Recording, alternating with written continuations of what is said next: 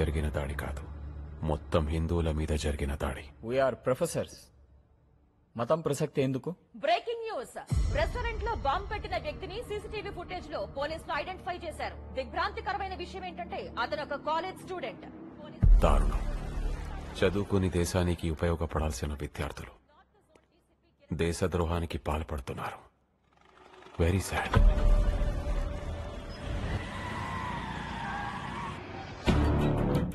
నా chemical factory కోసం తెప్పించిన హెక్సామిన్ పౌడర్ తో బాంబు తయారు చేసి నా కాలేజ్ స్టూడెంట్ తోనే ద్వారకా రెస్టారెంట్ బ్లాస్ట్ చేయించావు. పోలీసులు ఆయన ఐడెంటిఫై చేశారు. ఎనీ టైం పట్టేసుకుంటారు. వాడు ఆల్రెడీ చచ్చిపోయాడు. ఇవన్నీ చూస్తున్న నాకు టెన్షన్ పెరిగిపోతుంది. ఏదో డెసిషన్ తీసుకోవాలి. Beggars cannot be chooses. నేను చెప్పింది చేయడం తప్ప నీకు వేరే ఆప్షన్ లేదు బాచిరాజు. నేనిప్పుడు నా గురించి, నా పర్పస్ గురించి చెప్పాలనుకుంటున్నాను. నా పేరేంటి? సంజయ్ శర్మ. జలాలుద్దీన్ ఖురేషీ ఫ్రమ్ కరాచీ. ఐసిస్ తెలుసా? Pakistan terrorist organisation. I'm from ISIS. Border దగ్గర టెర్రరిస్టులను తుడిచిపెడుతుంటే నేను ఈ దేశం నుంచి టెర్రరిస్టులను పుట్టిస్తున్నాను. రాడికలైజేషన్. ఇండియన్ యూత్ ని, స్టూడెంట్స్ ని రెచ్చగొట్టి ప్రలోభపెట్టి తీవ్రవాదులుగా మార్చడం. ప్రపంచంలో ఎక్కడ ఏ సంఘటన జరిగినా వాట్సాప్ లో, పర్సనల్ టాక్ లో ఇండియన్ గవర్నమెంట్ కి అగేన్స్ట్ గా ఒపీనియన్ స్ప్రెడ్ చేయడం. యూత్ మైండ్స్ లో మతం, ప్రాంతం లాంటి ఫీలింగ్స్ రెచ్చగొట్టడం. కేరళ, గుజరాత్, అస్సాం, దేశం 4 మూలల చాలా సంవత్సరాలుగా ఈ మిషన్ ఇంప్లిమెంట్ అవుతుంది. ఇండియాలో చాలా రోజులుగా టెర్రరిస్ట్ అటాక్స్ జరగడం లేదు. అంత సైలెంట్ గా ఉంది. భూకంపం రావడానికి ముందు అట్టడుగు పొరల్లో నిశ్శబ్దంగా చాలా కదలికలుంటాయి. ఇది అంతే. ఈ రోజు జరిగింది just test blast. Very soon India మొత్తం దీపావళి జరగబోతుంది. నీతో కనెక్షన్స్ ఉన్నాయని బయట తెలిస్తే నాకు చాలా రిస్క్ భయ్యా. నువ్వు నా దగ్గర తీసుకున్న 500 crores ఎక్కడి నుంచి వచ్చాయో తెలుసా? ISI, Pakistan inter services intelligence. You are already a terrorist.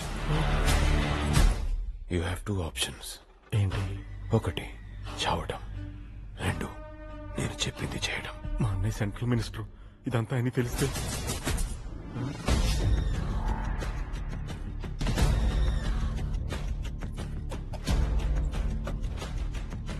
Wifi camera. చెప్పండి ఫారూక్. మన కాలేజీలో టెర్రరిస్ట్ యాక్టివిటీస్ జరుగుతున్నాయి. వాట్? మీ తమ్ముడు కూడా ఇందులో ఇన్వాల్వ్ అయ్యారు. ఫారూక్, ఎవిడెన్స్ తీసుకుని ఇమ్మీడియట్ గా గండిపేట ఫామ్ హౌస్ కు వచ్చేయండి. Okay sir.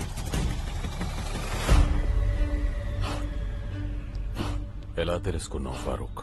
నువ్వు నమాజ్ చేయడం చూశాను.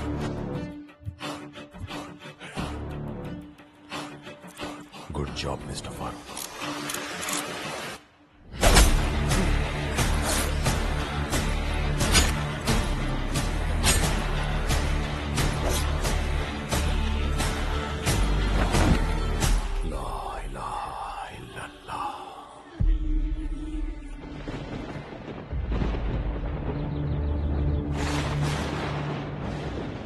అన్నయ్య, ఫారూక్ కోసం వెయిట్ చేస్తున్నావా?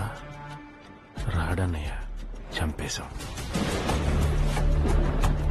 స్టెప్ బ్రదర్ అయినా సొంత తమ్ముళ్లా చూసుకున్నాను. ఫైనాన్షియల్ గా సపోర్ట్ చేసి బిజినెస్ మ్యాన్ చేస్తే ఏంట్రా నువ్వు చేస్తుంది? నిన్ను ఇంకా క్షమిస్తే దేశానికి ద్రోహం చేసినట్టు. I will not spare you. నీకు ఆ ఛాన్స్ లేదు. సెక్యూరిటీ కోనేశాం అన్నయ్య.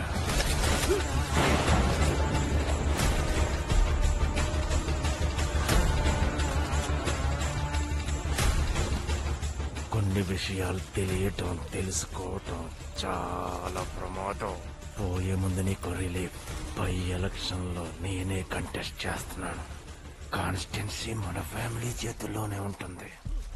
Promise.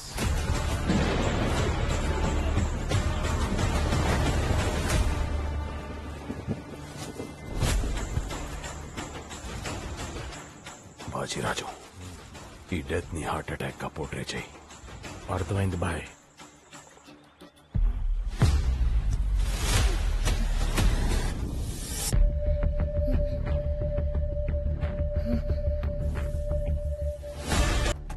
Nagarjuna high school. Bajiraju, పాప బతుకుంటే నీకు నాకు మాత్రమే కాదు, నా మిషన్ కి కూడా డేంజర్. ఆ స్కూల్ త్రూ డీటెయిల్స్ తెలుసుకుని చంపేయి. సెంట్రల్ మినిస్టర్ సీతారామరాజు గారు నిన్న హఠాత్తుగా గుండెపోటుతో మరణించారు. వివాదాలకు అతీతంగా నిస్వార్థంగా ప్రజలకు ఎన్నో సేవలు అందించిన సీతారామరాజు గారి అకాల మరణం ఆయన మృతి పట్ల ప్రగాఢ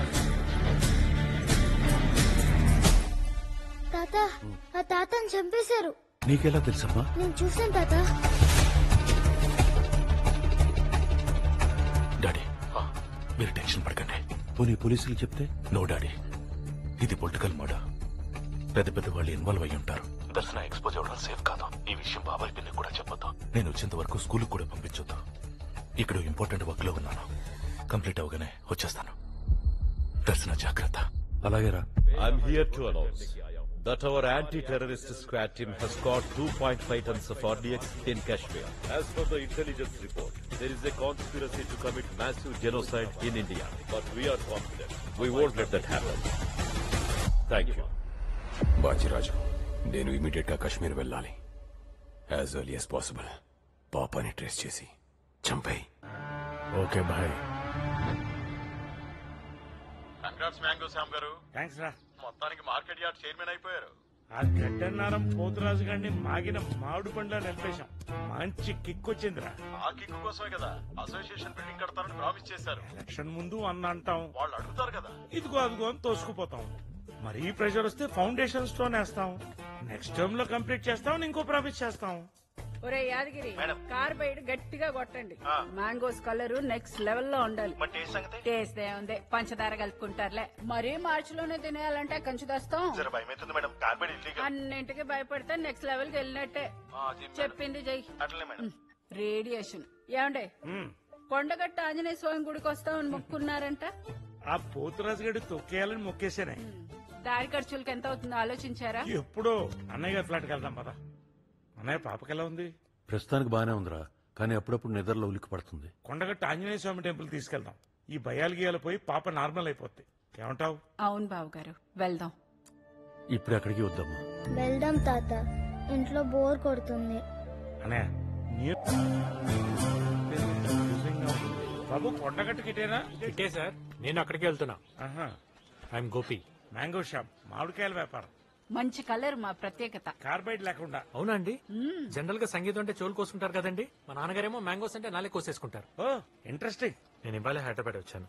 నాన్నగారికి ఆంజనేయ స్వామి అంటే బాగా నమ్మకం. ఓహో, అన్ని విషయాల్లో ఆయనే ఫాలో అయ్యారు, ఒక్క పెళ్లి విషయంలో తప్ప. ఇంతకీ నాన్నగారు ఏం చేస్తుంటారు? బిల్డర్. బాడీ బిల్డరా? అంటే నిన్ను చూస్తే డౌట్ వచ్చింది. Construction business. 10 మందికి నీడనివ్వాలనేది నాన్నగారి జీవిత ఆశయం. అలాంటప్పుడు చెట్లు పెంచాలి, గొడుగులు పెంచాలి. అంతేగాని కన్స్ట్రక్షన్ అంటే ఖర్చు కదా. Joke joke. నాన్నగారు కూడా జోకులు బాగా ఎంజాయ్ చేస్తారండి. ఏడికంటే పిచ్చి పెట్టినట్టు నానబట్టేశాడు. ఎంతకు మీ నాన్న బిల్డర్ అంటున్నావు? వంశీరామా, ఆదిత్యరామా? బుల్రెడ్డి గారండి. బుల్రెడ్డి గారంటే? బద్దం బుల్రెడ్డి గారండి. ఇలా షాక్ అయ్యారేంటి? విన్నావా? ఆ బుల్రెడ్డి గారి కొడుకంట. గాడు కాదండి, గారండి. ఆ 420 గాడికి మర్యాద ఒకటా? వాడు బిల్డర్ కాదు, చీటర్. మామిడికాయలు చీడలు అంటాడు. మీరు నాన్నగారిని అపార్థం చేసుకుంటున్నారు. అదొకప్పుడు చేసుకున్నాం, మంచోడు అనుకుని. మీ బాబు దగ్గర ఫ్లాట్ లో బుక్ చేసి అడ్డంగా బుక్ అయిపోయాం. డబ్బులు మొత్తం దొబ్బేసి కన్స్ట్రక్షన్ సగంలో ఆపేశాడు దరిద్రుడు. చెడగత్తరేదవా, మోసం చేసి మస్కెట్ పారిపోయాడు. ప్లీజ్, మీరు నాన్నగారి గురించి అలా మాట్లాడకండి. ఆయన ఇంటెన్షన్స్ గొప్పవే, సిచ్యువేషన్స్ సపోర్ట్ చేయలేదు. దేనికి? మోసం చేయడానికా? నాన్నగారు మోసం చేయలేదండి, మొహం చాటేశారు. తేడా ఏంటో? మోసం చేయటం అంటే చీట్ చేయటం, మొహం చాటేయటం అంటే ఫేస్ చూపించపోవటం. రెండు ఒకటే కదా. మీ బాబు కూడా నీలాగే ట్రిక్కీ డైలాగ్ అని చెప్పి మమ్మల్ని ముంచేశాడు. అందుకే నేను వచ్చాను. ఎందుకు? Legacy continue చేయడానికా?